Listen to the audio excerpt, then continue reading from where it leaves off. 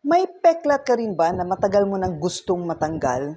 Okay, tulad po ng mga 'to, 'di ba? So, kasi po mayroon talaga tayong mga kakilala, kamag-anak, kapitbahay, even tayo po sa sarili natin mayroon tayong gusto ng matanggal talaga na peklat.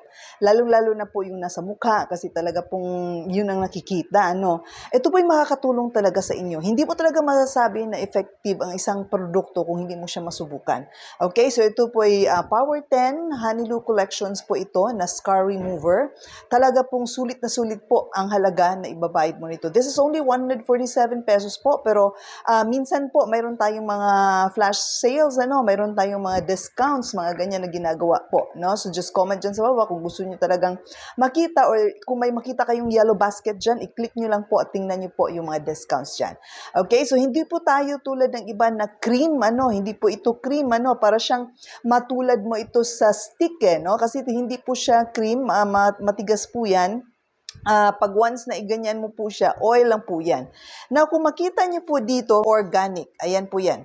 Organic po talaga yung mga ingredients po nito kasi galing po ito sa mga plants, mga fruits, mga seeds, ganyan po. No? Tipid po siyang gamitin kasi pag iganyan mo po, ganyan lang po yung lalabas. Ayan, oh. So, color blue siya, no? Pero pag ilagay mo po, ganyan lang po. Ayan. So, ang gawin nyo lang po, ilagay nyo lang po doon sa affected area po and then i-massage nyo lang po na ganyan. Massage nyo lang po hanggang sa ma-absorb po siya.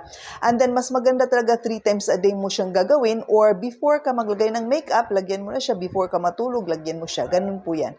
Now, ang maganda kasi nito, basta early lang na stages, yung mga bagong peklat lang po, kayang-kaya niya pong tanggalin the earliest time possible, mga 2 weeks to 1 month.